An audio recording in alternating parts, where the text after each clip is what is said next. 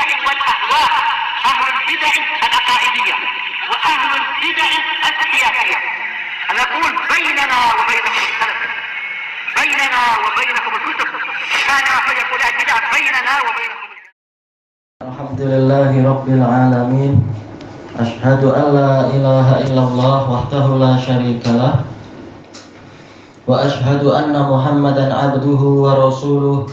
Allahumma sholli ala Muhammadin abdika wa rasulih wa ala alihi wa ashabihi ajma'in, amma ba'd.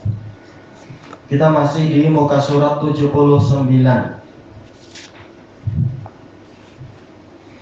Qala Imam Ibnul Qayyim rahimahullahu ta'ala,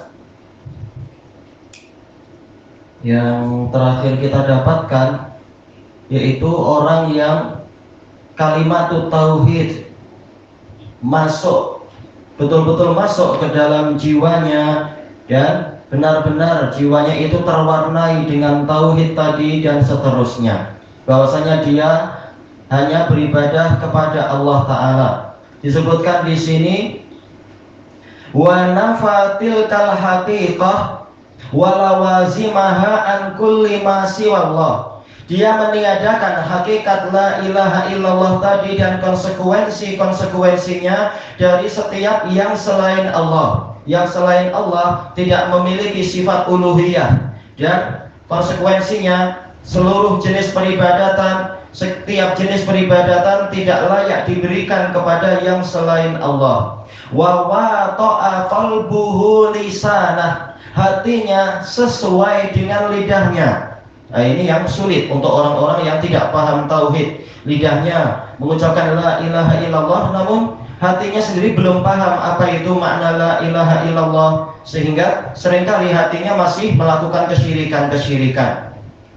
Fi hadzal nafi wal isbat, di dalam peniadaan dan penetapan tadi, inilah hakikat dari ahli tauhid. Lidah dan hatinya sama di dalam peniadaan segala sifat uluhiyah dari yang selain Allah, dan penetapan sifat uluhiyah tadi hanya untuk Allah semata.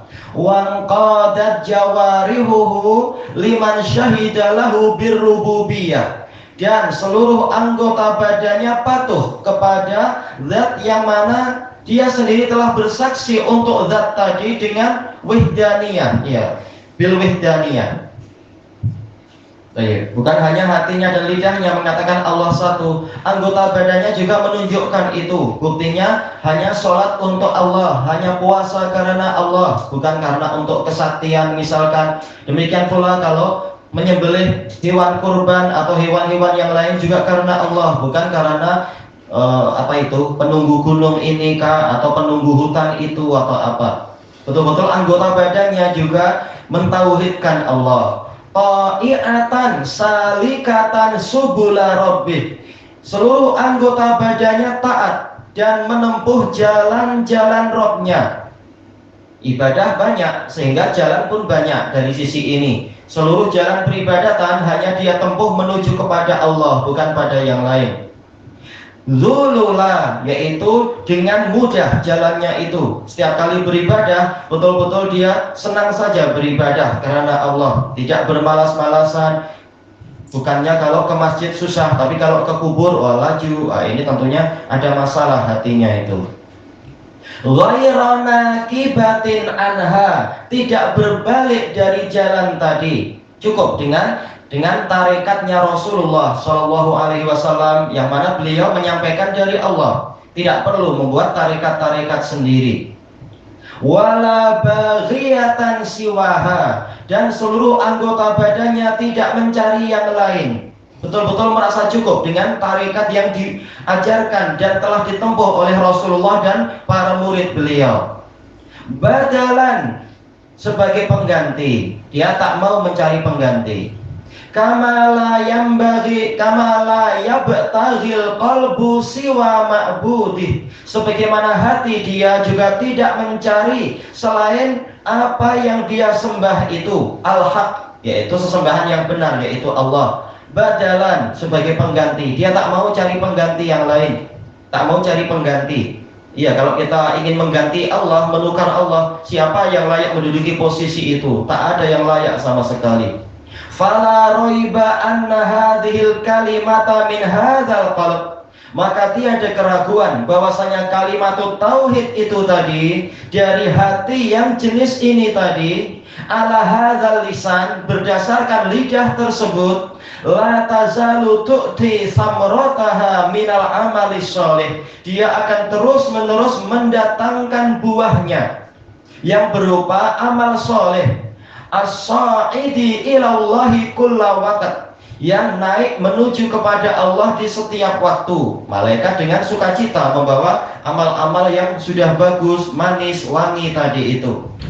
Adapun yang rusak, yang kotor, yang najis, tentunya tidak akan dinaikkan ke langit, pintu langit ditutup.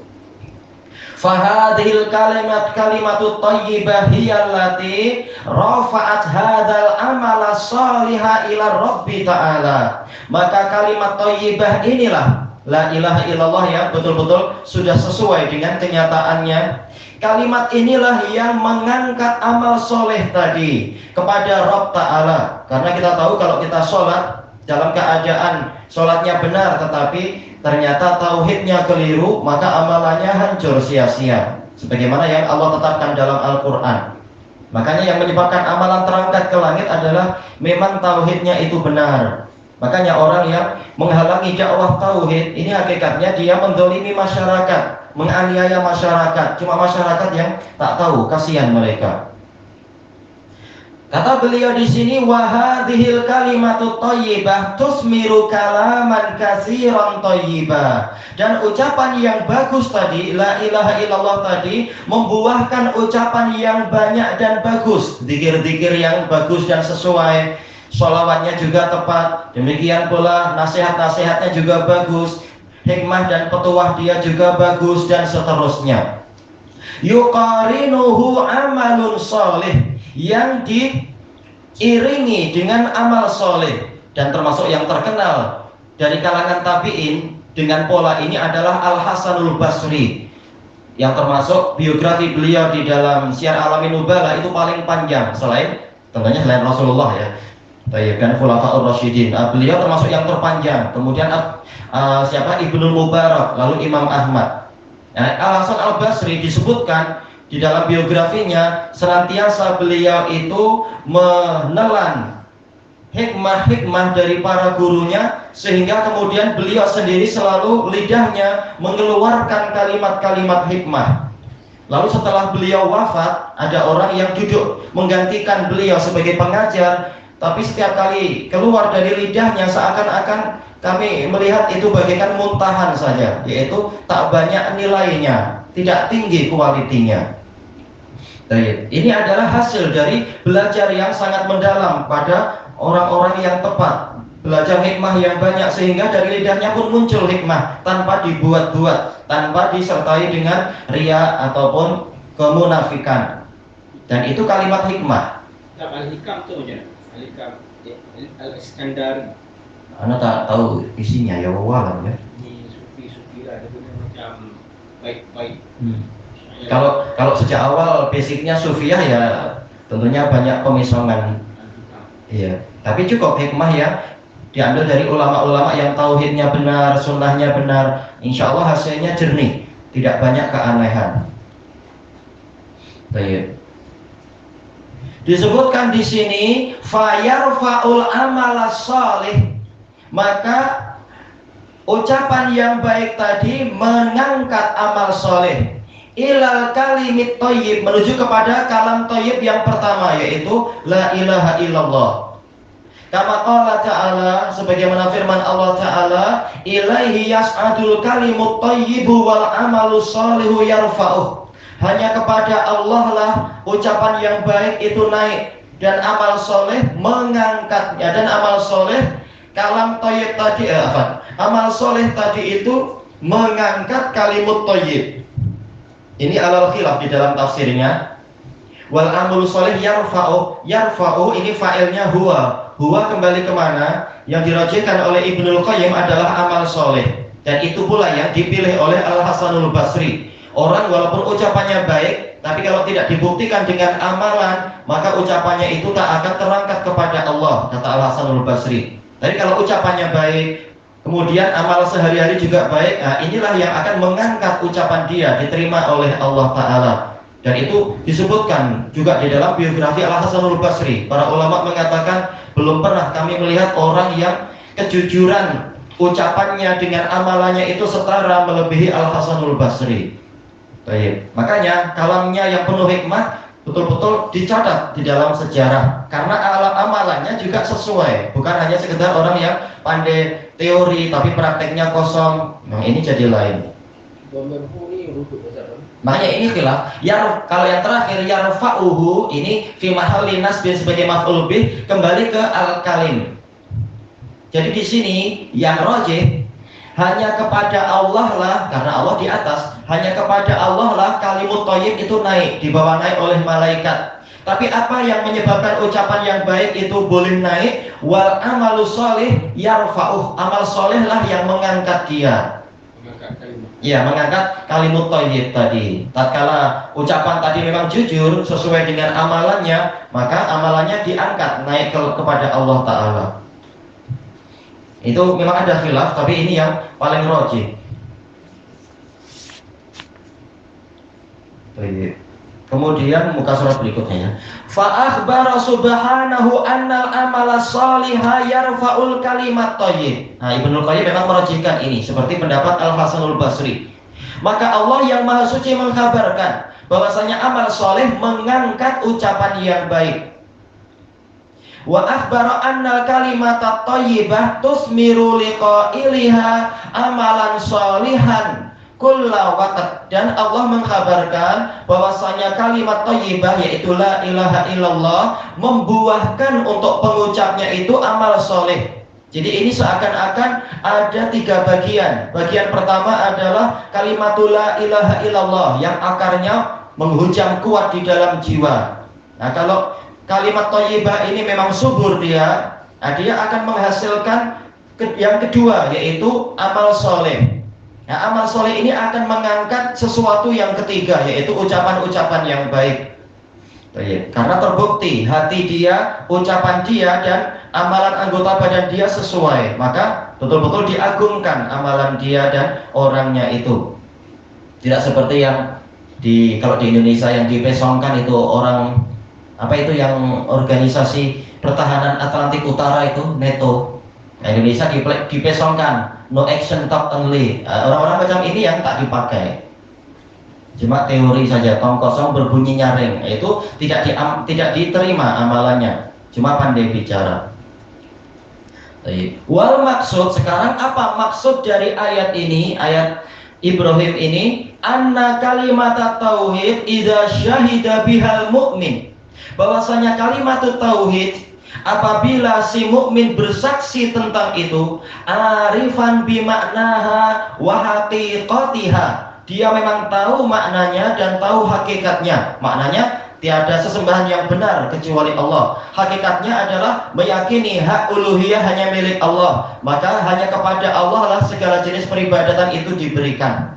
Nafyan wa isbata, la ilaha berarti meniadakan hak peribadatan dari yang lain. Walaupun sesembahan itu banyak, tetapi semuanya tidak berhak disembah sebenarnya. Isbatan, menetapkan uluhiyah hanya milik Allah, maka ubudiyah hanya diberikan kepada Allah. Muttasifan bimujibiha, dia bersifat, yaitu orang ini memiliki sifat sesuai dengan kewajiban dari kalimat tauhid tadi. Segala ibadah hanya untuk Allah, seluruh ketaatan dilakukan kepada Allah, dan seterusnya itu. Qa'iman qalbuhu wa lisanuhu wa jawarihuhu bisyahadatih, hatinya, lidahnya, dan anggota badannya itu tegak dengan persaksian tadi. Qama bi, yaitu selalu melaksanakan persaksian tadi. Fahadhil kalimatut thayyibah hiyallati rafa'at hadzal amal, maka kalimat thayyibah inilah yang akan meninggikan amalan tersebut, mengangkat amalan tersebut. Betul-betul memang dia tahu dan dia melaksanakan itu. Tidak seperti ada di sana, kata teman Ana dulu, ada seorang ustadz yang mengajarkan tauhid di masjid. Nah, ketika balik dia bilang ke muridnya, oh kita pusing cari jalan lain lah. Muridnya bilang, Ustadz kan rumah Ustadz dekat situ. Dia bilang, situ ada kubur katanya, ada kuburan. Dia bilang, Ustadz kan tadi Anda mengajarkan tauhid. Dia bilang, tauhid, kubur tetap kubur. Nah ini penting. Ternyata cuma pandai bicara. Ternyata hatinya takut pada hantu pocong ke apa tak tahu. Kata teman anak yang di Jakarta itu, Ustadznya kayak itu katanya. Tak ada gunanya kalau macam itu. Masih takut pada hantu. Padahal hantu takut dengan kalimat tauhid. Kalau yang mengucapkan adalah orang yang benar. Lari ya beriman. Iya betul. Nah kalau hantu tahu kita ternyata takut, nah, memang kita yang akan diteror, dibully sama dia. Na'udzubillah. Nah, tak layak yang seperti itu. Lalu gimana dia mengajarkan firman Allah Ta'ala yang dalam kitab Tauhid, innama dzalikumus syaitanu yukhawwifu awliya'ah fala takhafuhum wa khafuni in kuntum mu'minin. Yang demikian itu hanyalah syaitan yang menakut-nakuti kalian dengan para pembantunya. Maka jangan kalian takut kepada mereka, tapi takutlah hanya kepadaku apabila kalian adalah orang yang beriman. Mau dibawa kemana ayat ini? Itu menunjukkan kalimat tauhid tidak betul-betul menghujam ke dalam jiwa dia, masih hanya di lisan saja. Masalah umat Islam sekarang itu masalah tauhid. Ya memang akarnya di situ. Dia tak bulat pada Allah Taala. Ya, tatkala tidak memenuhi syarat, maka orang kafir akhirnya menginjak-injak kita. Tahu ternyata akar kita lemah sekali, senang dihempaskan oleh angin. Na'udzubillah. Baik. Kemudian disebutkan di sini min hadzal syahid, amalan dari orang yang bersaksi tadi. Tiap orang sudah bersyahadat, tiap orang mungkin banyak mengucapkan kalimat tahlil, tapi ternyata kualitinya lain-lain, maka amalan yang diterima juga hasilnya lain. Asluha sabitun rasikhun fi qalbih, akarnya itu kokoh dan mendalam, merasuk ke dalam hatinya. Wa furu'uha muttasilatun bisama, sementara cabang-cabangnya berhubungan dengan langit. Iya, karena selalu amalnya itu naik ke langit, diterima oleh yang di atas langit sana. Wahia mukharrijatun li samratiha kulla waqt, tanaman ini mengeluarkan buah-buahannya di setiap waktu. Ilahuna wallahu a'lam.